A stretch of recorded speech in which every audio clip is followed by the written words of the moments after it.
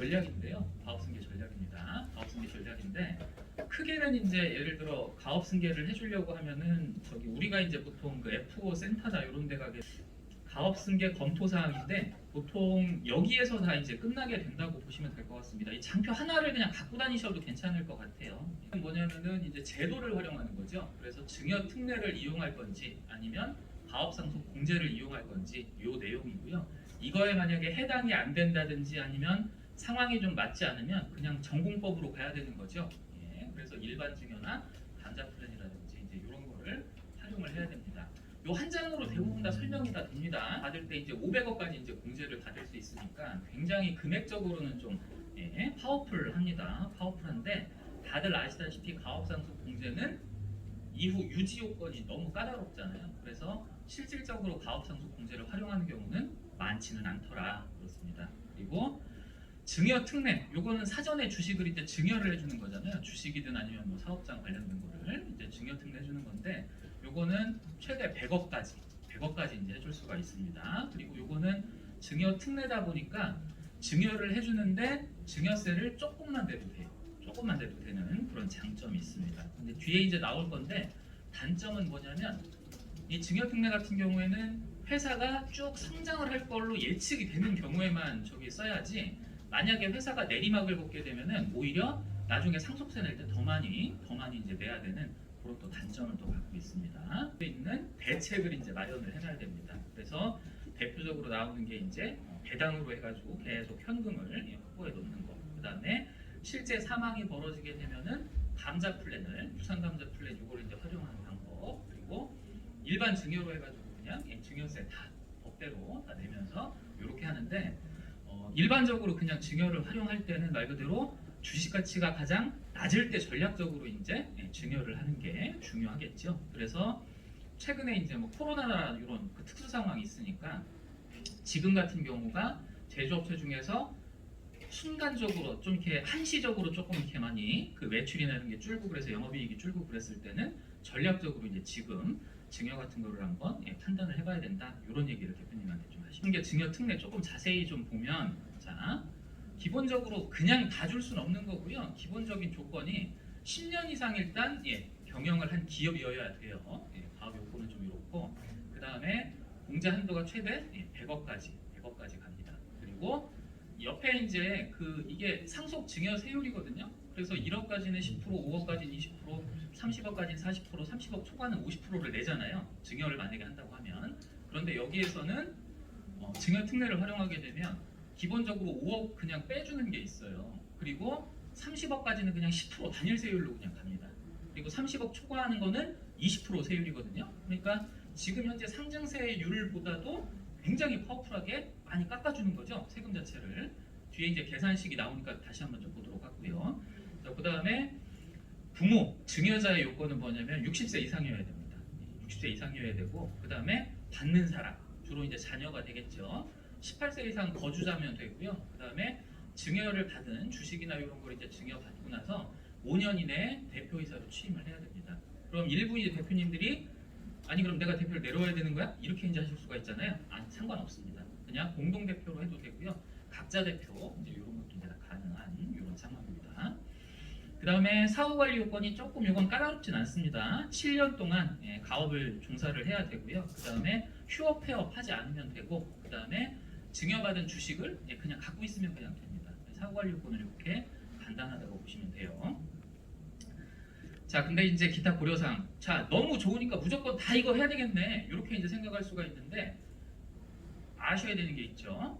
일단 요거는 지금 세금을 이제 덜 내는 거잖아요. 증여세를 덜 내고 받는 건데, 나중에 실제 상속이 이제 발생하게 되면은 요때 저기 받았었던 혜택에 대해서 말 그대로 상속세로 다시 다 내야 됩니다. 내야 되는 거예요. 그래서 이게 무조건 다 좋기만 한 거는 아니고 나중에 상속세 될 때 이제 저기 계산을 하는 건데, 그럼 장점이 뭐냐면 이 회사가 크게 계속 성장할 것 같아. 그랬을 때는 이미 증여세를 여기서 낸 거로 어느 정도 퉁칠 수가 있는 부분인 거예요. 그래서 단점은, 근데 회사가 만약에 되게 또 안 좋아져가 주식 가치가 또 떨어지고 이렇게 됐으면 증여세를 오히려 더 많이 내게 되는 이런 또 단점을 또 갖고 있습니다. 그래서 나중에 대표님한테는 그렇게 말씀하시면 돼요. 그냥 혹시 물어보시게 되면 나중에 실제 상속이 발생하게 되면 대꼬복고 플러스 마이너스 해가지고 세금을 내야 되긴 합니다. 특례를 만약에 한다고 하면 자 85억을 예를 들어 이제 그 자녀한테 뭐 저기 대표님이 이제 뭐 저기 자녀가 와서 뭐 이사나보를 시키고 있든지 해가지고 증여특례 이걸 만약에 활용한다고 하면 자 일반적으로 그냥 증여했을 때랑 요거를 활용했을 때 그 세금 차이를 한번 보도록 하겠습니다. 자 일반 증여 85억을 하게 되면 자 증여재산가액 당연히 85억이죠. 자 증여재산공제 성년 자녀는 10년 이내에 5천만 원까지잖아요. 자 5천만 원을 빼 그럼 84억 5천입니다. 아까 상속 증여세율 30억 초과는 50%잖아요. 37억 6천이 이제 세금이거든요. 네, 이렇게 됩니다. 자, 근데 증여특례를 만약에 활용한다고 하면 이게 사업용 자산, 비사업용 자산 이제 구분은 한다. 조금 이따 가업상속공제 나올 때 그때 다 말씀을 드릴게요. 자, 사업용 자산 한 35억이 있다고 쳐요. 자, 그러면 증여재산가액이 35억이 되는 거고 아까 얘기했었죠. 5억을 일단 뺍니다. 그냥 일괄 공제해줘요. 그냥 증여재산 공제를. 30억에다가 아까 30억 밑에까지 10%였었죠. 30억 초과하는 게 20%였고 산출세액이 3억이면 그냥 끝나거든요. 이렇게 됩니다. 비사업용 자산은 말 그대로 다 저기 그 증여특례에서 빠지게 되는 거거든요. 그럼 50억에다가 5천만 원 증여재산 공제 빼고 40억 5천에 대해서 세율 50%잖아요. 18억 정도. 두 개 합쳐가지고 21억을 세금으로 내면 됩니다. 그럼 일반 증여했었을 때보다 무려 16억 5천이나 줄일 수가 있는 거잖아요. 그래서 증여특례를 활용하면 되게 좋다. 이렇게 겹쳐가지고 같이 그냥 진행해 보니까 최대 100억까지 이제 혜택을 받을 수가 있고 거기서 5억을 기본적으로 이제 공제를 한 다음에 30억까지는 그냥 단일세율 10%, 30억 초과하는 거는 20%. 요것만 그냥 머릿속에 담아두시면 돼요. 자, 그래서 아까 말씀드린 대로 일단 회사가 앞으로 계속 클 것 같으면 이제 효과가 가장 극대화가 되는 거고요. 주가가 내려갈 것 같으면 오히려 더 손해를 볼 수가 있는 이제 그런 플랜이라고 보시면 됩니다. 그래서 대표님 입장에서 봤을 때 아, 회사가 앞으로도 계속 클 것 같고 이러면 증여특례 되게 활용하시는 게 좋아요. 대신에 어쨌든 자녀가 7년 이상은 이제 계속 근무를 하면서 이제 키워야 되는 부분이 있으니까 이 자녀의 어떤 개인 능력이라든지 이런 것도 이제 잘 감안을 해야 되겠죠. 그래서 자녀가 전혀 회사에 대해서 모르면은 조금 이렇게 부담이 될 수 있는 그런 플랜입니다. 그래서 어느 정도 회사에 와가지고 예를 들어 뭐 대리 때부터 과장 때부터 쭉 해가지고 한 뭐 5년 10년 애가 근무를 해가지고 이제 회사 돌아가는 걸 거의 장악을 했다 하게 되면 굉장히 파워풀한 그런 플랜이 될 수가 있습니다. 가 되게 되면 대꼬복고 플러스 마이너스 해가지고 세금을 나중에 더 낼 수가 있는데 주식 가치가 이제 상승하게 되면 사전 증여가 유리할 수 있다. 주식 가치 상승 시에 되게 유리한 이런 플랜이 됩니다. 자, 그리고 머릿속에 그러니까 100억까지 가능하고 5억 일괄 공제를 해주고 30억까지는 10%, 30억 초과는 20%. 이 정도까지만 알고 계시면 돼요. 증여특례는. 자, 가업상속공제는 다들 잘 아시다시피 일단 이것도 혜택을 받으려면 10년 이상 회사를 좀 유지를 하고 있었어야 되고요. 일단 지분이 50% 이상 대표님이 이제 갖고 있어야 되고, 자, 그다음에 매출액이 3천억 미만인 중견기업 또는 중소기업이 이제 해당이 될 수가 있습니다. 근데 이제 치명적인 게 이거였었잖아요. 사후관리 요건.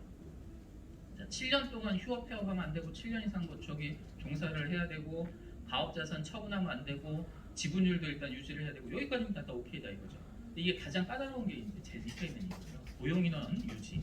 7년 동안 근로자 수를 유지를 해야 되고 좀 이런 부분이 가장 좀 까다롭다고 얘기하죠. 그래서 사업용 자산만 이제 해당된다고 했는데 비사업용 자산 포함되지 않는 거는 이런 것들입니다. 일단 업무 무관한 자산은 이제 빠지는 거고요. 비사업용 토지 빠집니다. 그리고 금융자산 이런 것들 다 빼고 바다보유 현금 같은 거 빼고 나서 사업용 자산만 가지고 계산을 한다는 거. 그거로 좀 보시면 될 것 같고, 그 다음에 아까 이제 그 7년 동안 이제 뭐 사후 관리 요건 이런 게 다 있었었잖아요. 그런 걸 만약에 요건을 충족하지 못하게 되면 자 추징 사유 추징을 다 한다는 거예요. 그냥 다시 뱉어내야 됩니다. 뱉어내야 되고 그리고 연 1.8% 수준의 이자 상당액 여기 이제 추가 부과될 수가 있다. 그래서 대표님들한테 그냥 최대 500억까지 가업상속공제를 받을 수 있습니다. 대신에 7년 동안 이제 사후 관리 요건이 좀 까다로운 그런 부분이 있어서 요거는 F5센터 상담 뭐 만기까지 하실 필요는 없겠죠. 납부세액이 2천만 원 이하일 때는 1,000만 원을 초과하는 금액 나눠서 낼 수 있다는 얘기죠. 분납할 수 있습니다. 납부세액이 2천만 원 초과하게 되면 그 세액의 50% 이하의 금액을 나눠서 분납할 수가 있고 연부연납도 있죠. 납부세액이 2천만 원 초과하게 되면 몇 년에 걸쳐가지고 나눠서 낼 수도 있다. 요거는 개념만 알고 계시면 되겠죠.